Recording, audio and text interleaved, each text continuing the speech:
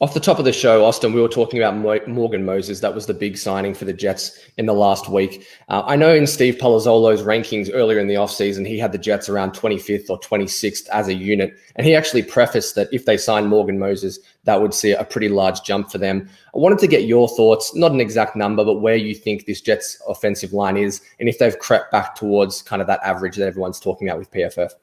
Yeah, absolutely. I think Morgan Moses coming off a career year specifically as a run blocker in the system he was in this past year. He's also been consistently an average to above average pass blocker in his career, now 30 years old. I think he brings stability, and when you talk about creeping towards average along the offensive line, something that I think about a ton as well is raise the floor of your offensive line, because it's such a weak link position group. You can have 4 elite offensive linemen at left tackle, left guard, right guard, and center. But if your right tackle is a subpar or significantly below average player, it's going to get exposed. It's going to force you to do different things offensively. Morgan Moses does exactly that, in that he raises the floor, the depth, and the starting caliber ability of this offensive line. I'd put them probably in the top 18 range, close to 16. I don't know if I'm ready to call them top half of the league. I think you need a lot of development from Mekhi Becton. You need a lot of quick hitting the ground running with Elijah Vera Tucker and these other guys. Morgan Moses, though, raises the floor of this offense. I think it's a very exciting offensive line. It's a very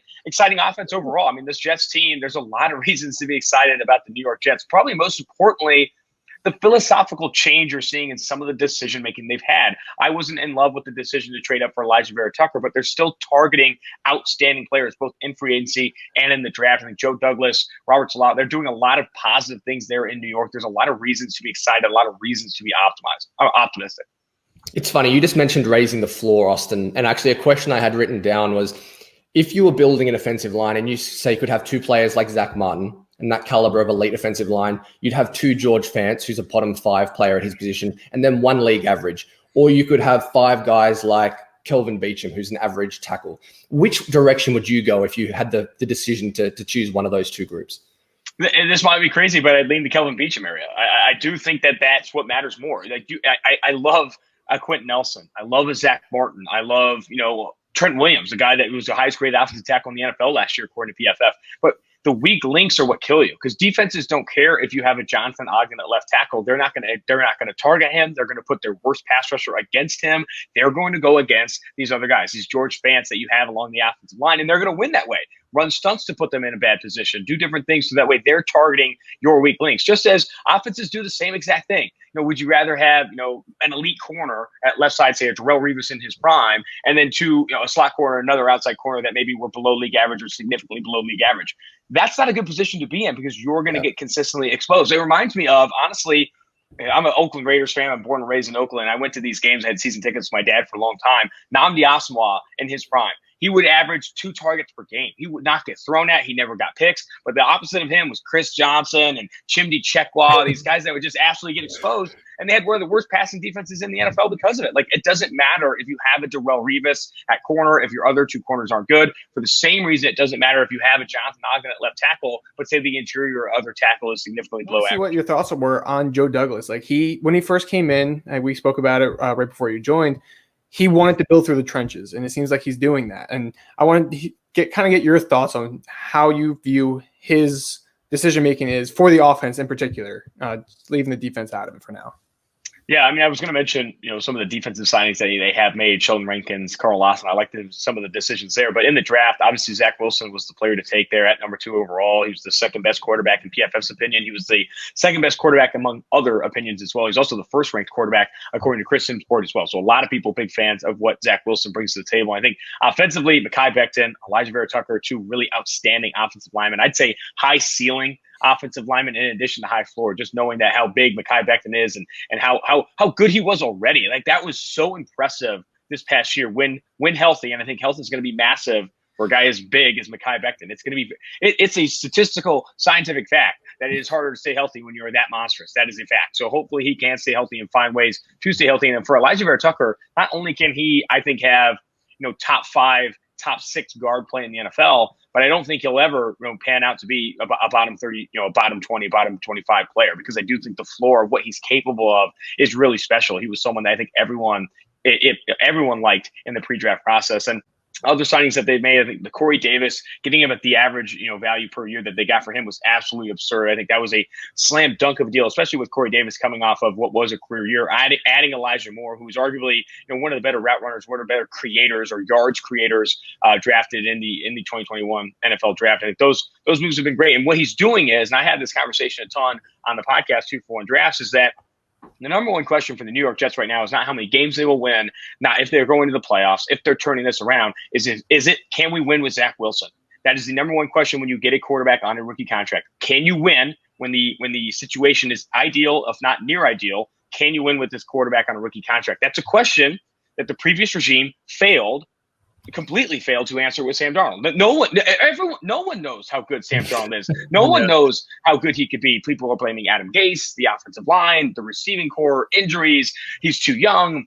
No one knows because they never put him in a position due to the decisions they made in the draft and in free agency to actually see if they could win with him. The contract for C.J. Mosley was an unmitigated disaster. The contract for Le'Veon Bell, unmitigated disaster. You uniquely failed to develop a young quarterback or even validate some of the pre-draft mentions that you had. You saw flashes of Sam Darnold here and there, struggled to keep him healthy, struggled to keep his head on straight. And now I think you're going to see a much improved Sam Darnold there in Carolina. So this regime, I think, is taking it right. Joe Douglas specifically is making good decisions, just decisions with the situation they're in. It's not about making the playoffs or making the Super Bowl for the Jets in 2021. It's about finding out, can they put Zach Wilson in a position to succeed? Because the other teams that have done that.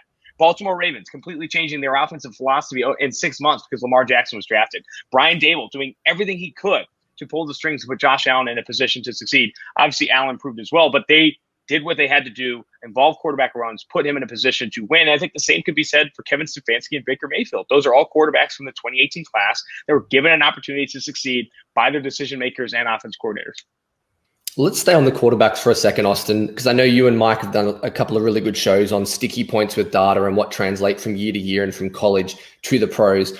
Obviously, no one really knows perfectly what that model's like for the quarterback position because the NFL has such a terrible hit rate in general in the first round with quarterbacks. But what were some of the things that Zach Wilson did really well coming out of college? And did he excel in any of those areas off the top of your head that really do translate well from college to the NFL? Yeah, I think the biggest thing was that in his last season at BYU, all of the kind of sticky data points we look for at the quarterback position, he excelled in. Obviously, you want a larger sample size. You go back to Baker Mayfield, 3 years of highly graded play, specifically from a clean pocket, very accurate with the football. That's what you look for when you're looking at quarterback play. For Zach Wilson, it all happened 1 year, and it was really good. Accuracy at the intermediate level when kept clean, PFF passing grade on non-play action plays. A lot of people bring up the offensive system he was in and how it was limiting, and he won't see some of that stuff. No, I think Zach Wilson, when you control for scheme, when you control for situation, control for pressure versus no pressure, he was one of the best quarterbacks in college football. And I think can that happen in the NFL? Because a lot of PFF's grading and all that stuff is not opponent adjusted. You're looking at BYU versus the teams you play, and you can only play the teams on your schedule. But still, you like to see Zach Wilson do it against heightened competition in the NFL. But can he have that same level of success as an accurate quarterback, the big arm quarterback down the football field, out of structure, all that stuff when the game does get faster? And you probably won't find that out for the first 4 to 8 weeks, but can you eventually make that turn to where he is processing the game as fast as you need to, and that way able to deliver on the unique ability he has from an accuracy and arm strength standpoint? Clay, you had DJ on a couple of weeks ago, new Jets beat reporter, and DJ raved about Zach Wilson, which must have hurt him because he's a Dolphins fan. But Clay, everything sounds like it's going pretty well at camp, and what we saw in college has started well with OTAs and minicamp.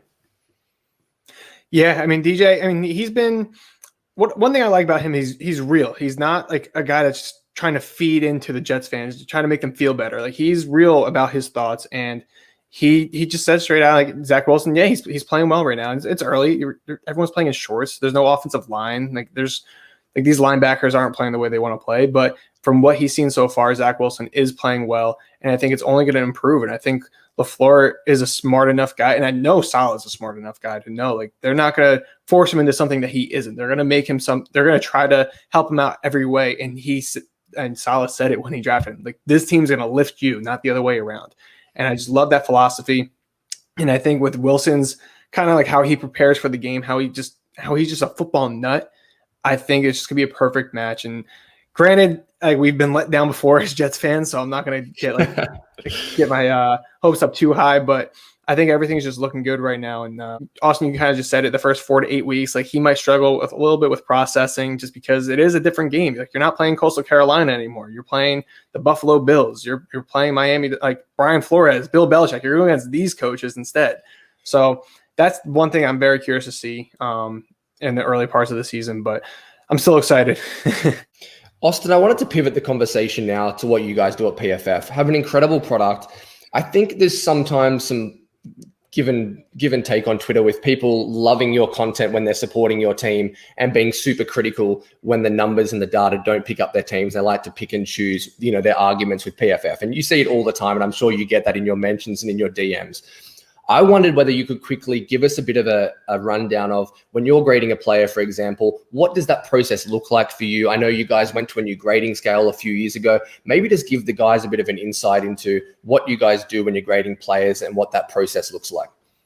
Yeah, PFF, its foundation is on trying to identify data in the NFL or metrics in the NFL that are more stable or more valuable to decision makers in the NFL. We originally, when PFF was founded to create, collect and analyze data that made it better for decision makers in the NFL to call fourth downs, draft players, sign players, trade players, make those decisions and target those NFL teams. And now, obviously, we work with all 32 NFL teams, over 100 college football teams, I think nearly half the Canadian Football League and among several high schools as well, because that data has turned out to be very valuable. So every player on every play and every game gets graded from -2 to +2 at 0.5 increments. -2 being the worst play you've ever seen, +2 being the best play you've ever seen. That 0 in the middle there is meeting expectations. An expectation for every position is different. For every situation is different. If you get the handoff on the goal line and there's a wide open hole and you can walk into the end zone untouched, that's not a +1 touchdown. That's not a +1.5 touchdown. That's a 0. You're expected given that situation. And there's a handful of other situations you can dive into. But then you take that raw score of added up from -2 to +2, all the scores you get in every single play, normalize it on a bell curve, and then normalize it to fit 0 to 100 grades, then that's what you come out with, an 89.5 and those types of things. And it's like everyone has, criticism with PFF grades, especially when it doesn't align with maybe what people saw or what people think they saw on broadcast film and that type of stuff. My takeaway always is that PFF grading is subjective within a framework that is so rigid that PFF grades are more valuable and more stable year over year than passer rating, yards per carry, tackles per carry, or tackles missed, all that type of stuff. PFF grades are more stable year over year, therefore more valuable and more impactful for future decisions. And that's what we're trying to do. Everyone that's an NFL fan, a fantasy football player, a bettor, a GM is trying to predict future player performance, to predict future wins. And when PFF grades are more stable than some of these other traditional data that we've been looking at, like yards per carry, yards per attempt, touchdowns, rushing yards, total tackles, that's when it becomes valuable. And while it's not perfect and far from it, it's the best we have right now, and it's only going to continue to improve as we identify areas for it. Yeah. One game that just stood out to me as you're talking about the scale and 0 being meeting expectations. You're probably not going to remember this, but a couple of years ago, Bilal Powell was playing Jacksonville. He had a couple of 60-yard touchdowns, one where he fell over, got up and ran and scored a touchdown, and he graded like 70 for the game. And people were like, are you kidding me? He had 2 80-yard touchdowns. He did this, he did that, but he wasn't touched on either touchdown, and he was pretty much expected to go to the house on both of those plays. So I think that's where some of the miscommunication is between PFF and the fans, and not quite understanding the concept as a whole, Austin. Correct me if I'm I do think that overall, I do think that overall, I think that is the most important piece, when you're looking at PFF grading and what looks like when you normalize it to 0 to 100 is understanding what is expected of a player. What is the expectation for a player in this role when he touches the ball or when he has it, and in a situation he's given. Correct me if I'm wrong here. As far as when you look at the plays, if you throw an interception and you're up by 31 in the fourth quarter compared to it's 4th and goal and it's 26 all and you're driving to win the game, there's no scaling or weighting in the plays. The belief at PFF is the play is the play, and across 100,000 data points in the season, that will come to the front. Is that effectively how the system works? 100%. And I think there's a lot of filtering that we do with our own data sets to filter out garbage time or filter out certain leads and that type of stuff. We do not change the data based on our subjective inference of where the game is or whether or not it's garbage time. We grade the play, and that's what the play was. However, if you want to look at how players graded with garbage time removed and all that type of stuff, that's something that you can definitely do. Okay, that does make sense. Someone like Kirk Cousins, for example, has a lot of success in garbage time, so that's always an interesting one.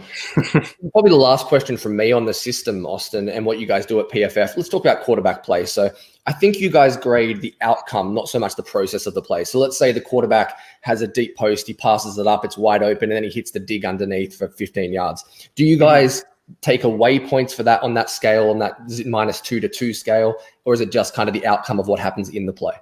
Yeah, we grade the decision and the decision that he made, not always the decision he didn't make, largely because I think a lot of that is because it's very difficult to grade decisions they don't make. And there could be other things that they didn't see, that we didn't see, or that they're coached to do. I think you don't want to get into situations where, even if it's open, he's coached not to hit the post because it's 3rd and 9. You want to hit the dig underneath, that type of thing. I think we like to grade the decision, and, it's not necessarily grading the outcome. It's more grading the process he made to get to that decision. And I think some of that times can be very valuable. And honestly, that's where some of our most predictive data is. Our most predictive data year over year in the NFL is our passing grades from a clean pocket, from an accuracy standpoint, how you're delivering the football, what's your average depth of target from a clean pocket. All of that data is very stable, and some of the most stable data across all positions that we collect.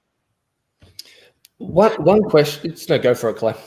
Yeah, I kind of want to go back to, like you said, like you're grading players on what's expected, and I'm trying to think, like, is it like the same play? Can it be expected? Can the same expectation be held for, like, say, Mike Tolbert and Chris Johnson, CJ2K? Like, obviously Tolbert, like, he's not nearly as quick, he's not nearly as fast, but like if there's an open hole, like, is he expected to hit it at like the same time that Chris Johnson is? Like, that's honestly a fantastic question. Right now it's expected based on the position, not necessarily how fast or slow you are. So I think it's an interesting wrinkle. I think it's like, hey, all running backs are expected to hit the hole and gain, X amount of yards on, say it's 3rd and 1 and there's an open hole. There's an expectation to hit it. If you're Mike Tolbert and you don't hit it, yeah, you're going to grade poorly. It's like, dude, you gotta make some plays here. Why are you running Mike Tolbert if you can't hit the hole as well as, maybe others can, or can't hit at least an expected hole for the running back position itself? I think that's where, there's conversations around, complete backs and bringing guys that maybe have a specific skill set and those types of things. Like, no, the skill set you want is the one that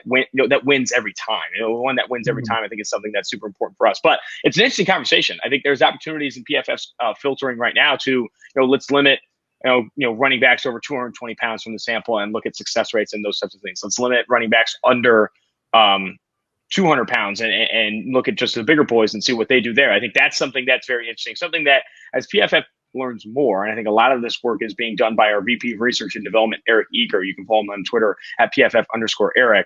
What he has done and what he has realized is that while PFF grades are so valuable and they are so stable, some of the most predictive stuff in the NFL right now is height, weight, size. And so much of that is speed, and because, Dale Jeremiah, I was talking to him, I think at the Senior Bowl, not obviously last year, but the year before. And he was one of the first people to put Mekhi Becton inside the top 5 or top 10 in his mock draft. And he said he talked to coaches and scouts, and he said, hey, Mekhi Becton's going to show up to practice and maybe has a bad one. And it doesn't play well and needs to improve. But the next day, what Mekhi Becton's going to do? He's going to wake up at 6'8", 360 pounds. That doesn't change. Physicality does not change. Height, weight does not change. And that's what makes it more stable. All right, one last question before you have to jump off, Austin. Who wins more games this year, the New York Jets or the Las Vegas Raiders? Oh my goodness, that is a tough question. I honestly do think that the Las Vegas Raiders win more games. And what's tough is that you talk about a team where the floor has risen.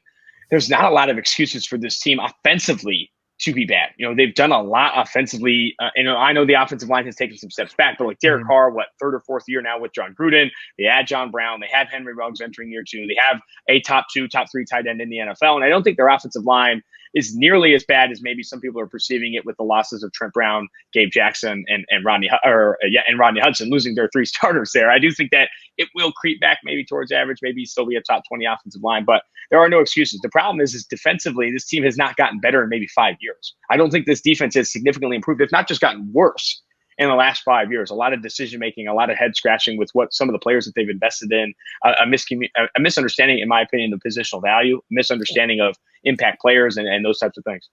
Yeah, definitely don't have a great understanding of the board and understanding you can pass someone up, and just because you value someone highly doesn't mean you can't get them 15 picks later in the draft. So That's something probably that stood out with Mike Mayock. Look, Austin, we really appreciate you coming on and giving us your time. Host of 2-for-1 Drafts, about to have a rebrand, director of content at PFF. Man, is anything else you want to tell us about your show? What's coming out? Where can people find you? Things like that. Definitely continue listening to Play Like a Jet. This was a fantastic podcast. I really appreciate the time.